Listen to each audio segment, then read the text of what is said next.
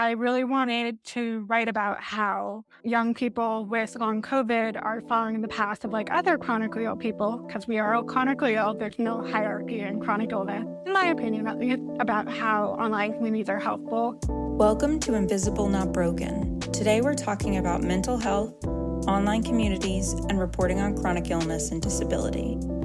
Our host, Monica, is joined by journalist Julia Metraux, who lives with vasculitis, mild to moderate hearing loss, and has experienced long COVID. Sorry, I have to record from bed today, forgive any snorting because this is my co-host for today. Oh, hi. No judgment. I'm normally a bed interviewer too. A lot of it, like half the time. But I am so excited to talk to this because you're really impressive. I was really excited when I got your questions in, Julia, because being a reporter and dealing with the basic chronic illness you're dealing with and long COVID is beyond impressive and interesting. So I just wanted to jump right in. So you didn't start having problems until you were 20, is that right? And that wasn't with COVID. That was yeah. I had like a few symptoms for a few months after getting COVID, but I would like consider myself to be someone currently living with long COVID. Yeah, when I was 18, I developed vasculitis. And so that means my blood vessels are chronically inflamed. I was born with a mild to moderate hearing loss, had allergies as a teenager, but my health, issues really started when I was 18. That was undiagnosed for a year and a half. I then had to leave university. I went on vacation to Mexico, was hospitalized for 10 days, but then got a diagnosis. So very grateful for that accidental medical tourism that I wasn't expecting. But now, I was diagnosed slightly past 20 and I'm almost 26 now. Okay, so there's a lot to unpack here because you got sick just in time for school. So congratulations. Like you're an adult now. Welcome to, a senior citizen's body, right in time for college. And then you got to experience medical tourism. Very curious about that part because right before COVID, we were all set up to start doing our medical stuff over in England because it was about $5,000 cheaper. So I'm really curious what it was like in Mexico for you. Yeah,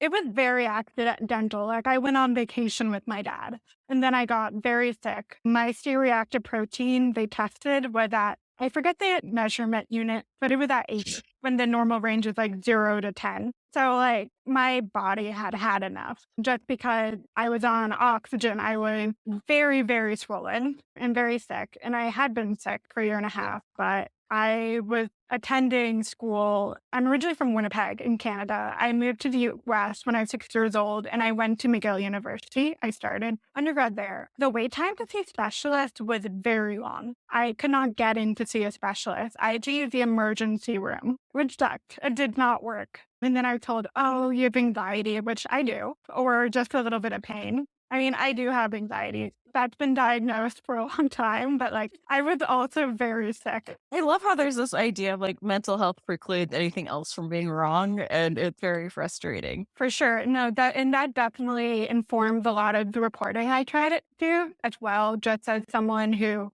talks with a lot of other chronically ill young people, have experienced myself and also look at research. I think a lot of us have gone through experience of being like, oh, your health issues are in your head. And then what do you do when you're starting to get good care, you're getting a diagnosis, and then you're scared to get mental health treatment because you're used to that being invalidated, which is a very frustrating process, but it's still very important for us chronically ill people to take care of our well-being, for sure. I cannot agree more. I'm probably about double your age. And I remember before we had the Obamacare, if you had anything like anxiety or mental health issues on your file, you could be denied care. Even if you had full insurance, your insurance could go, no, you have anxiety. That's what this is. And then deny you all care, even after they paid for things. So the fear that we all have, especially some of us who are a little bit older, about having any of that on our records is really intense. And for pretty good reason. Even we're going to pain clinics and the pain clinics are talking about our mental health. And it's like, no, it's not what I'm here for. My anxiety around pain is because it hurts and I don't want to keep hurting. Yeah, some of us also just have anxiety. Absolutely. There's a lot of reasons for all of us to have anxiety, from mental health and from brain chemistry all the way to actual experiences. And I have horrible anxiety when I go into doctors to not being believed. So it's just this like almost shutdown when I see a white coat. You're talking about the wait times to go seen, and that's usually the argument here in the United States that I'm in the US with you that we keep hearing on why we don't want universal health care is the wait times. And I've had to wait 3 years for a doctor. And the only reason I was able to get in was because there's a last minute cancellation. And you were mentioning that you had experienced your own wait time issues. Yeah, and I feel like my issue with wait times, I do think like for some specialists, it's almost the same in both countries, but it was specifically waiting 12 hours in the ER before being triaged. Oh, those wait times. Yes, those ones too. Yeah, no, those were really the when I've been so much pain and I couldn't feel my legs. I'd be go between not numbness and the feeling like being shocked almost. And then I'd be told, oh, you still have to wait. And then it would be like once every 12 hours. There's normally 8 to 10 hours before I was brought back. And to be clear, we're not talking about like trying to jump the line. We No. both understand that there are heart Yes. attacks and shooting yeah. victims and people who need that absolute instant care. But we're talking about like being seriously in need of medical treatment and in the United States emergency room and being left for 6 hours, 8 hours, 10 hours. I Mhm. waited 8 hours, and the last time I went to the emergency room was, I think I was in the thing for 8 hours and I had my arm here, like my whole brachius had come all the way forward. Yeah, no, absolutely. And then, like the sometimes I've got to quote unquote cut the line because things are very bad. Like they were very bad. I'm happy to wait a few hours. But like if there's like of course the people have more need, it's just there's an issue with infrastructure. If Yes. people are waiting a certain amount of time. And that's nothing to say that nurses and doctors aren't working hard and aren't incredibly burned out because they are. But things could be better. This is a read on the administration of hospitals for not hiring enough nurses and doctors and not making sure that those rooms are run better and with more staff. Meet the needs of the union administration because that's what a lot of nurses are asking for. And I But, would like yeah. to ask that I not be charged $8,000 for a Mhm. 3 hour visit to the emergency room. That'd be my big ask. Yeah, for sure. That too. Yeah, that one. Yeah, I'd like to not lose my house for being sick. That'd be really, Mhm. really helpful. You have been doing some incredible reporting on the online community and chronic illness. And I did a deep dive on all of your articles and they're amazing. And I wanted to almost like have you come back as a regular guest because each one of your articles was like a full episode. So I just wanted to start with Thank the one you sent me and you're like, hey, I want to talk about this. So I wanted to make sure we talk about this one, which is Mhm. near and dear to my heart. I have a teenager who loves Animal Crossing and loves Roblox. And that is such a lifeline. And I just wanted to talk to you about the reporting that you did on this. It's an incredible article about chronic illness and these online communities. Oh, absolutely. So I was fortunate to I am a fellow at Mother Jones, but I also specifically got a fellowship from Solutions Journalism Network where I had applied. They had a kind of like a mental health fellowship for looking for solutions. And I just like sat down and wrote an application about why I think online communities are so important for young, chronically ill and disabled people. And like crapping on like these online communities is not helpful. I'm not saying social media companies are doing questionable things, but we also really need these online communities. If you don't really go out in the world, which can be very inaccessible, symptoms can be annoying. People like me are still very much trying to avoid getting COVID, either once or again or numerous times. And so I really wanted to write an article about long COVID and young people. And the reason why I wanted to do that is we know this is a mass disabling event. This is not the first mass disabling event that comes after a post-infectious disease. With kids, we largely saw this after polio. In fact, like a lot of by early, I mean 1960s and 1970s, disability advocates were disabled by polio. So I really wanted to look into, as someone who, when I became chronically ill, was on my computer all the time, just because I take a little pause from school. I really wanted to write about how young people with long COVID are following the path of like other chronically ill people, because we are all chronically ill. There's no hierarchy in chronic illness, in my opinion, at least, about how online communities are helpful. My specific source of like why I decided to do Animal Crossing, I was just kind of looking around on TikTok and elsewhere on YouTube just to be like, okay, who's talking about what they're doing, young people with long COVID, to take care of themselves and have fun. And then there's one person, I went to her TikTok and then went to her YouTube. And then I went to her YouTube gaming channel and I thought she has POTS, which was triggered after her long COVID and she started Animal Crossing. And then I DM'd her on Instagram. Sorry, so many apps to get Yes, but that's like literally the process. Then I went to find her and I'm like, hi, this might be weird. I'm trying to write a story about how online communities are helpful for young people on COVID. And she responded, fortunately, she was a journalism minor in university. So I did not think what I was doing was that weird. And then we talked. So my other sourcing for this piece included a doctor who treats people, young people who are long COVID, because I just wanted a medical source of sorts, like outline that like, hey, the symptoms are real. We see this in practice. And I also talked to a psychologist who had lived experience with chronic illness for her lupus about online communities. And I also talked to a medical anthropologist who has looked into online communities on COVID. So, You just unlocked my new life goal. Medical anthropologist. I want to talk so much more about that in a minute. or sociologist. One of might have been medical sociologist, one of the two, but it's like kind of the same thing. Yeah. So when you're talking about in your article about these communities, one of the things that I noticed was disabled joy and almost a physical joy around the avatars. And one person was talking about watching their avatar run through a field. And it was just such an interesting moment. I've never done Animal Crossing. I might have to go try it. I'm more into virtual reality and getting to do YouTube experiences with people where they put like their GoPro on and they surf or they go hiking and I get to hike along with them. It's like their little, I don't know, person on their shoulder or something. And there's an incredible joy to feeling that experience for me to be able to do things that I mean, I've been sick since I was like, I think I was 5 when I first started getting sick.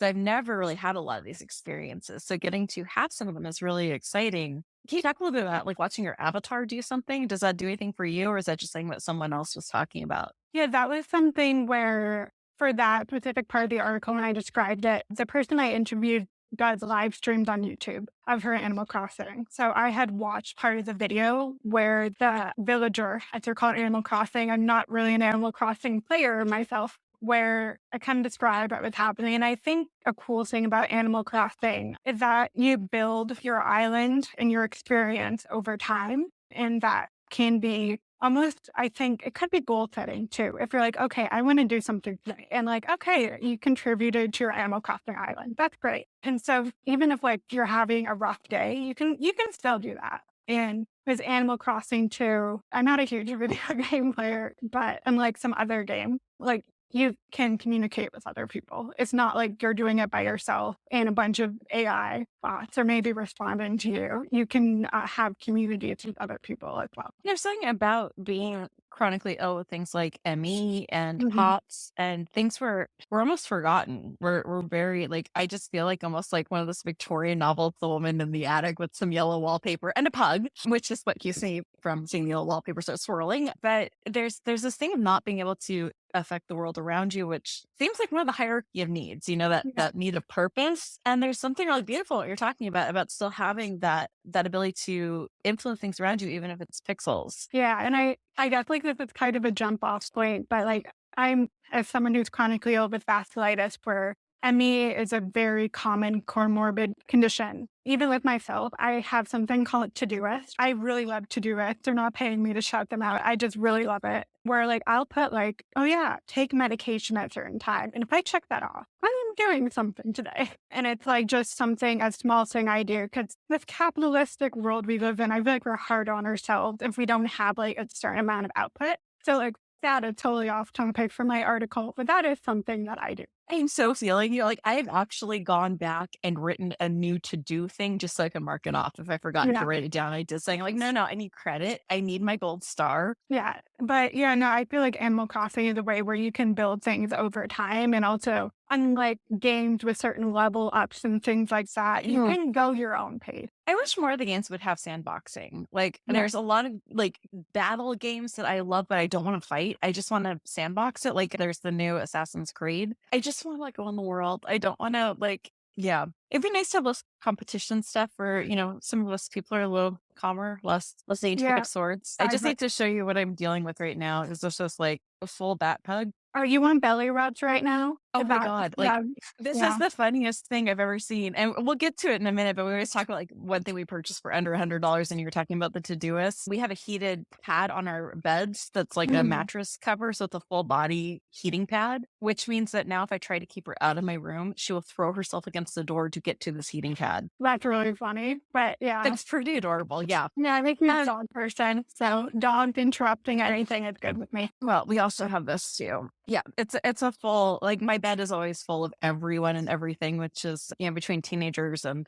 all of our animals. The only thing that hasn't gotten up here is our chickens. So please forgive all of the interruptions here, but apparently I am the popular one right now, and I just cannot seem to kick anyone out without causing more noise. Let's go into that topic here because he was like a natural slide over.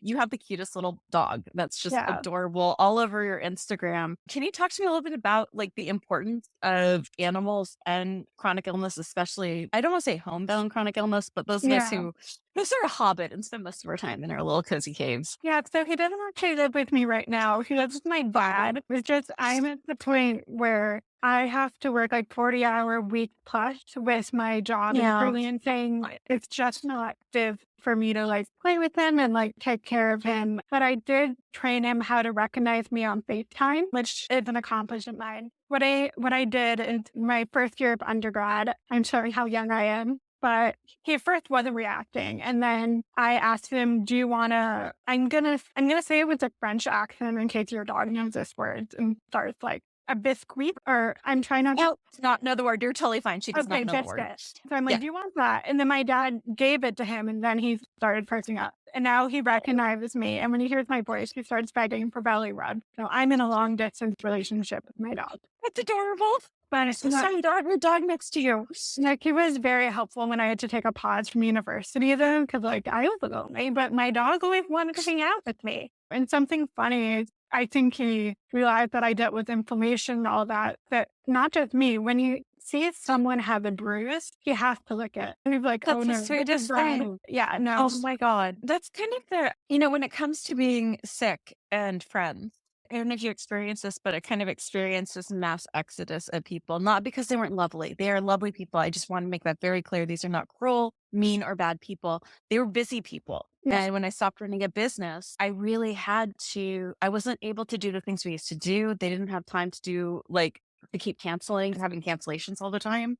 So Mhm. it just sort of naturally just fell off. And having a dog around who did not care if I got something done, if I was a business owner or not, they just cared if I get belly rubs. That was it. Yes. And I was perfectly capable of doing that still. So did you experience that sort of like drop off? Like in college, I had it too when I got really sick in college. It was pretty intense. And I did a lot of masking during that time. Yeah, I would definitely say I experienced that. I also think part of something I wish I would have done it sooner is spend less time going through people's Instagram stories and more time seeking out other people who have dealt with similar experiences. I was not involved in disability Twitter when I had first left school. I wish I was, because that would have been such a helpful thing to like connect with other people. So I was very much struggling I feel like Instagram has changed a bit over here. That is less like over the top, like, look at my life. It's so perfect. I'm socializing.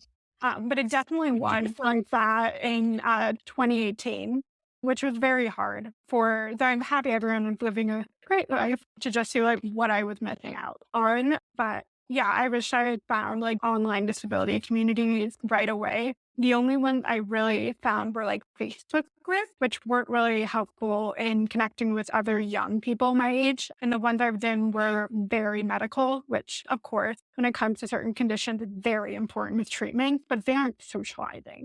So that's like something I really wish I'd done differently. But that's also why I'm focusing on reporting on online communities, because it's something I wish I had done and found much sooner. And do you think that there's an aspect, because I know that in my groups on Facebook, it is very medical and occasionally a little bullying, a little suffering Olympics. Yeah. But is there something to the play aspect of it where you get to just sort of drop off the sort of suffering Olympics and just get to enjoy someone else's time on that? So you have like an actual other objective besides having a discussion about this one aspect?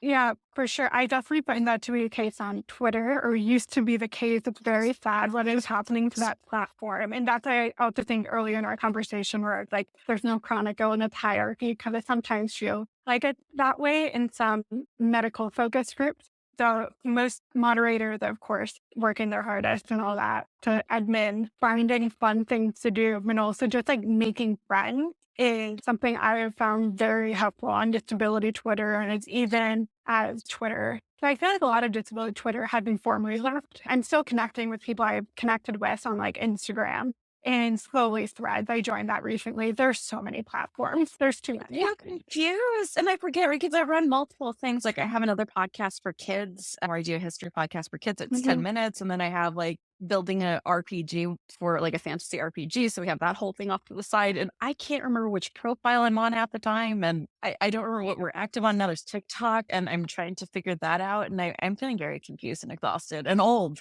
It's not good when you have limited energy. It's like there's so many platforms, but oh my goodness. And you were just talking about you were going through college at the time where Instagram hit this like live your best life. Like it was very fake. It was very intense and over the top. I was a young mom at the time and it felt just like it felt as bullying, but for a different side of it. Like you better have like your whole life together, be doing yoga, be making your child organic food and get everything. And it was just this very intense pressure to be perfect all the time. And no one was showing this underbelly. And maybe that's different now. I'm not very I honestly am not very active on hardly anything except TikTok right now, just because it's more entertaining when I'm in pain to just be able to like say, nope, not interested, nope, not interested. But trying to find that like actual connection with another person and to be able to find that community where you don't have to keep overly explaining everything, that seems priceless. To not have to have someone who either just A, doesn't get it, B, you have to convince, C, really wants to understand, but to go through all the explanations is very tiring. I think you had even looked into getting a chat bot to explain the symptoms.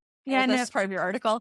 that was part of my article where someone with HOT had like set it up. Oh, So when that was you- someone else. I'm so sorry. Yes, I did Oh, a no, massive all deep good. dive, and it's all just sort of swirling around my brain right now. All good. Now, sometimes people were like, oh, yeah, your article on that topic. I'm like, which article? Bless your heart. But fortunately, at least with the people I'm more so following now, I think Instagram has changed a bit. At least with like what people share with their stories. I think that too, with my age group, even though they're owned by the same company, it's not like a more ethical thing. Like elder Gen Z, which I am, isn't really posting on Facebook anymore. So like our experience with Facebook, like just updating about our lives casually had merged into what we're doing on Instagram. So I do think it's like a little bit of a change for the better. It's an interesting idea. Like I liked a lot of it. I like the diary keeping aspect of it to be able to kind of look in and be able to see what I've done or what's gone on or how things are with more data collection for myself.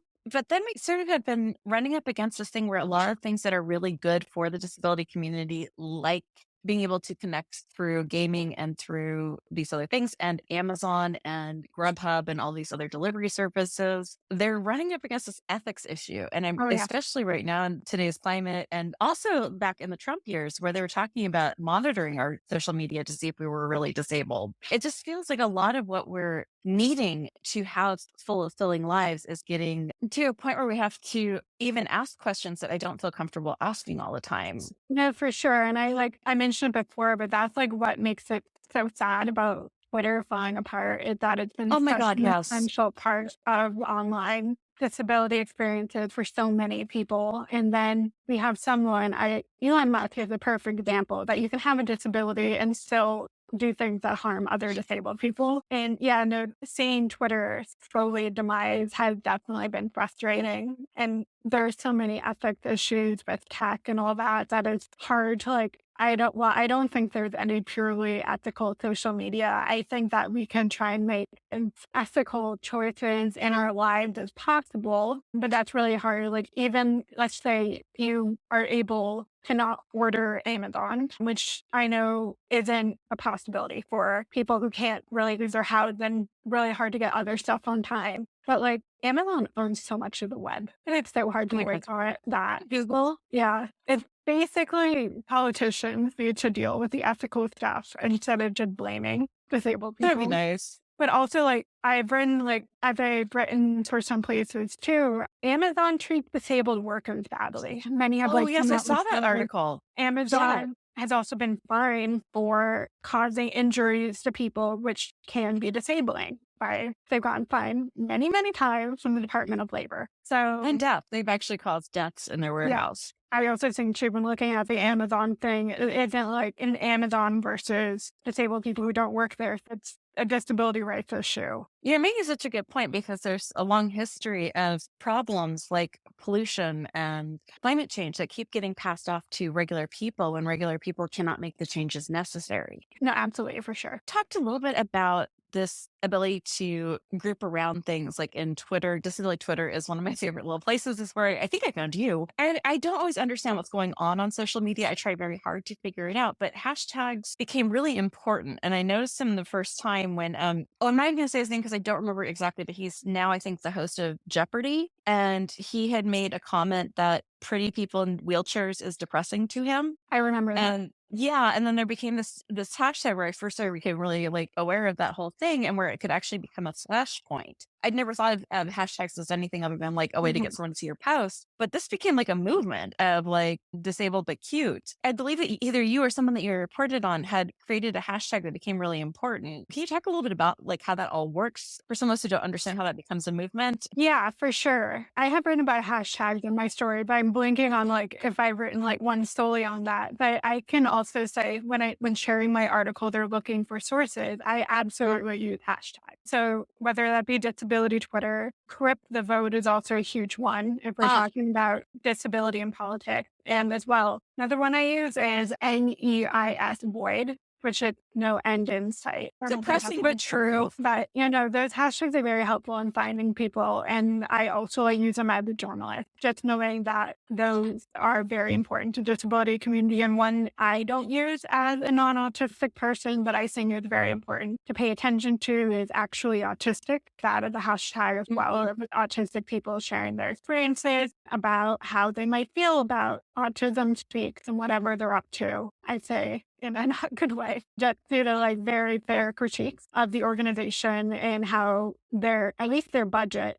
how little is almost nothing goes to supporting autistic adults instead of a lot of research, which autistic adults have said is very problematic. That is definitely one of the most known problematic organizations that we've heard, along with some of the breast cancer organizations and Ehlers-Danlos organizations that we've all heard of that one too. Yeah. I mean, if anything would have convinced me to actually get into a career like yours, it would be to investigate some of that. I just don't have the energy, which is the next thing I want to talk to you about is you have multiple aspects to your job that are very intense. Also dealing with backlash when you're reporting on something that someone has very intense feelings about. How do you manage your boundaries and your energy? Yeah, I say at least managing my energy in my interview process will depend on if I'm interviewing a politician, then this won't be the case. But especially when I'm interviewing other chronically ill and disabled people, I don't mind sending questions in advance. I think it keeps the conversation pointed, particularly if I'm just looking for very specific answers. Like I've done a lot of research. I'm just looking for something to help fill in the article. I don't mind doing that. I also don't schedule a lot of things back to back. And I also break up my day doing different types of tasks. I think that helps a lot. For sure. I cannot agree more. I have it down to almost the science on when I know like after 1:00, it's just going to be emails and being in bed. But how do you deal with, because when you're talking about something, and I don't know if this is actually something that you deal with or not, but when you're talking about something that's kind of intense and people have feelings about it, you're not done with it usually once it goes out. Then there's people who want to talk about it and sometimes not talk terribly nicely about it. We've certainly dealt with that here on this show. How do you manage? Do you have particular boundaries intact? Because I talk to people who want to start things like podcasts or blogs, but they're afraid of the energy expulsion. I'm doing great today. That English literature degree is coming in handy. I think it really depends what type of response I get. If I report on the community, especially if it's not particularly one I'm a part of, and someone's just like, hey, I think you kind of missed this point, that is definitely something I take in. But like, for example, I wrote an article over the summer for Mother Jones on this case that's going to be on the Supreme Court, which might affect Title III of the ADA. And I got some emails essentially saying, well, people are abusing the ADA. And it's like, okay, I'm going to compartmentalize this. I don't have to. So I think it depends whether or not I might have caused harm. or I might have like left out a point, but also like as a journalist, I don't include every point on a topic in an article or it would not be a readable length. But I do read all emails I get. I mean, depends at a certain point. If someone starts out email cursing me, I delete it. But if it's like a good faith email, I will read it and often respond to it. That's a masterclass in boundaries right there. Mhm. One of the things you'd written about was, I'm a little curious what your viewpoint is. And I'm sorry, I didn't mean to make you go through your entire history of, No, I'll just. of your articles, but you'd written an article about celebrities with certain disorders and when they come out and talk about it. And there are some huge pros, like when Lady Gaga came out and said she had Ehlers-Danlos, at least people heard of the disorder. But there is a new set of expectations. Can you talk a little bit about like how you feel about that? Because some of your disorders are starting to come out with some Yeah. celebrities going, yeah, this is a thing. Yeah, so I wrote about Ashton Kutcher sharing that he had vasculitis, and I think vasculitis is not talked about really at all. And I have to say, I wrote that article before he defended someone convicted of rape. I just want to say I wrote that before that happened, before I knew Thank that you. was Yes, a we will. thing. We will make sure that that is, we have nothing to do with his bad Yeah, choices. no. We're only talking about his health, not his mental health. Yeah, and so I wrote that article before that had happened. And I thought that was interesting because if you look up vasculitis and celebrities, like it only became a news story when someone had died from it. And I think that just like raising visibility is important, especially for people with like somewhat more rare diseases to be even like, oh, those symptoms, I have that. Maybe I'll talk to a doctor. But also like awareness is good for like all healthcare professionals just to read a little more. I think it's fine if celebrities talk about it as long as they don't a lot of the time paint out that they have the worst experience possible. I'm mostly talking about white celebrities. I'm not talking about how like anti-Black racism in medicine, like for example, nearly killed Serena Williams. Yes. Right, I'm starting to my voice despite her having an immense amount of wealth. Her doctors didn't believe her. The way Ashton Kutcher talked about it at the time was like, oh yeah, it was really bad. I started losing my vision, my sight. It sounded like he had pretty profound symptoms at the beginning. I saw some people, not really from the vasculitis community, but like people in general, but like, well, he got treatment right away. And I think that's a fair criticism to make sometimes, but I also think like the symptoms he was describing could, especially certain types of vasculitis, they're fatal if they're not treated and they're not managed, especially when it sounded like he might have a condition that affects his brain. So to have something like that happen so quickly, like you need medical care, it does not matter how much money you have in order to like make it more controlled, especially with vasculitis. With one, I'm not going to be able to pronounce it. It's an acronym. It's GPA. That's one type of vasculitis. It has a fatality rate of 82% before like medical treatment. So that was like the mortality rate into the 80s.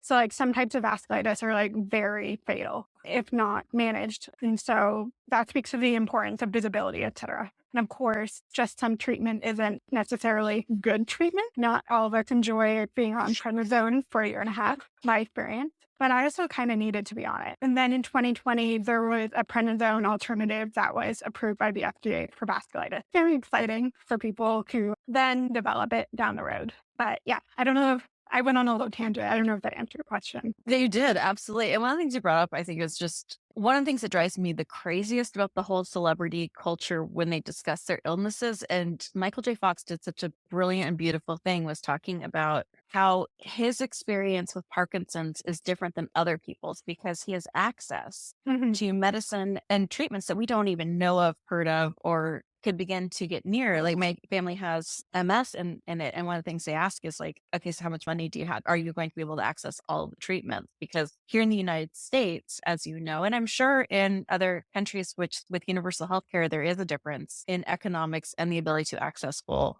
range of motion. Yeah. I just wanted to jump in and say, like, even countries like Canada, they don't have universal pharmacare. And so universal healthcare does not mean universal pharmacare. And it also means that you sometimes have to fight your provincial government to cover stuff. Someday I would love to sit and talk to you about, if you want to, about more of the differences in universal healthcare. I do definitely have to talk another day. But like even for talking about Canada, like a lot of people don't know that. And No, then, I yeah, honestly don't. The only thing I've heard about Canada significantly is the MAID issue, where MAID is being offered at a much quicker rate than disability is. yeah, oh, And that's that true. the, Mhm. yeah, the applications for MAID goes through the roof when it gets cold. Yeah, Once winter hits, and that's the most depressing thing I've ever heard. It feels like very polite ways to be very cruel. yeah, and that's an issue too, like, when we talk about wait times for healthcare, your MAID application might go through before you see a specialist. Yes. That's definitely something that I've been seeing. You know, when we're talking about like the importance of things like Twitter and these online communities, this is one of the most important thing I can think of is the activism is so important, where we have a touchstone, a place to go Mhm. that we can talk about these things so that we can make people aware of what's happening with MAID. Because on the surface, if you just sort of hear about MAID, I mean, we're fighting in California. We finally won the fight for the right to be able to make these choices. But this is one of those experiences like with MAID where it looks like, oh, this is very progressive. And then you look further and it's like, this is very dystopian. Yeah, absolutely, for sure. One of the last things I really want to talk to you about was because you're at a point in your life where, at least when I was very sick and in my 20s, it was this very big to push through and to build a career. I want to talk to you a little bit about how you are able to handle the outside world, bosses' expectations, family expectations, and if you're able to stay friends with healthy people, and how the social works for you. Yeah. I guess I would say I'm friends with a lot of journalists, and a lot of us tend to be workaholics where it's not a lot of time to socialize anyway. So I would say I am friends with healthy people, but I also, a lot of people I know in their mid 20s are grinding and don't have that much time for a social life either, even if they don't live with chronic illness. I think for me, a large part of like balancing things is I give myself fake deadlines. So let's just say I have quite a few things I know I have to get done by that certain day, is I then give myself a fake deadline a bit earlier. So I know I won't be overwhelmed having to turn in everything in one day. And that is like very helpful for me. You're brilliant. I'm stealing this as an idea, and I'm going to pass that along to my teenager. Yeah, it's very helpful. I like it. I mean, your generation, it's a very interesting thing for me to watch. I have a child, an older child who's around your age, and watching all of his friends, it feels like almost insane with the level of what's expected of you guys, how much work you're supposed to be doing. Like, I feel like we were expected to do a lot in the 90s and early 2000s, but oh my gosh, like the 3 jobs is just so not a shocker anymore. And the burnout, it feels like I'm almost talking to healthy people who have chronic illness with how tired everyone is. Yeah, I guess I don't have an answer for that because Yeah, no, there was no answer needed. It was just more of an observation. I don't know many elder Gen Z, which is my age, who aren't dealing with some level of burnout. I'll just say that. I don't know anyone. Yeah, it's sort of shocking to me, just sort of like realizing that most of the advice I would give my older child is just completely BS now, because it's not advice that would work in this new world. And something I find fascinating, I found grad school to be less stressful than high school and undergrad. Oh my God, yes. I wasn't even sure it was just like my brain not having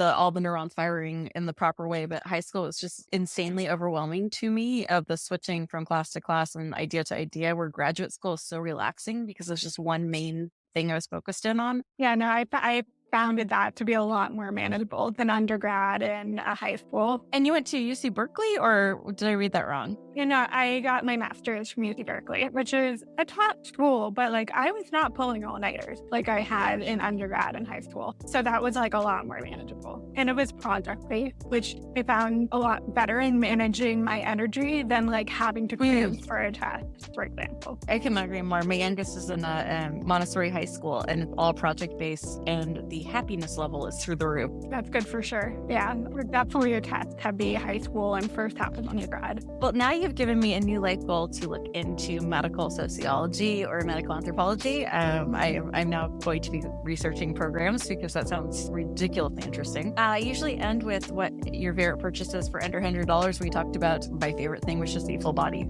And I swear I'm not sponsored by Sealy, but oh my God, for $100 to be able to get a full body heating pad is just amazing. We talked about Todoist. Do you have any other things that are just your must? I really like my slippers. I have no idea how much they cost. I think they're from Target. Slippers are everything. Comfy, soft, and warm. Thank you so much for coming on. I really hope you will come back. There's still like at least 50 other things that we should probably cover in your various articles. We will have links to the articles in our show notes. Be kind, be gentle, be a badass, and we'll see you soon. See you soon. Thank you for joining us today. To find out more about today's episode, including show notes, transcripts, and more, please visit invisiblenotbroken.com. Please rate and review us on Apple Podcasts, Spotify, or wherever you listen to podcasts. You can also support the show by heading over to our Patreon or by sharing these episodes. We are non-advertising, and our growth is thanks to you listeners. Thank you to our hosts Monica and Julia for a wonderful discussion. This episode was edited by Luke Spine with help by me, Ariana Alter. Last but not least, be kind, be gentle, and be a badass.